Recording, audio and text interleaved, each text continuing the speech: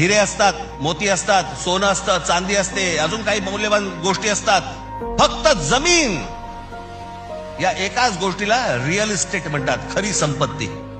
दुसऱ्या कोणत्याही गोष्टीला रिअल इस्टेट म्हटलेलं नाहीये, फक्त जमिनीला रिअल इस्टेट म्हटलंय. कारण ती तुमची संपत्ती आहे. तुमच्या पायाखालची जमीन आणि तुमची भाषा ही मेली की तुमचं अस्तित्व संपलं. तुम्ही कोणी नाही आहात. जगात अनेक देश, अनेक लोक हे भाषा संपली, देश गेला, जमीन गेली म्हणून संपले. हाच हिरे असतात, मोती असतात, सोनं असतं, चांदी असते, अजून काही मौल्यवान गोष्टी असतात.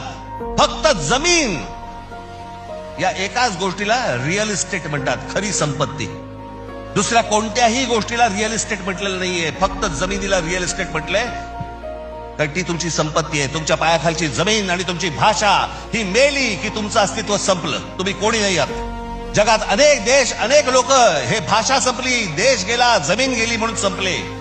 हाच डाव त्यांचा आहे.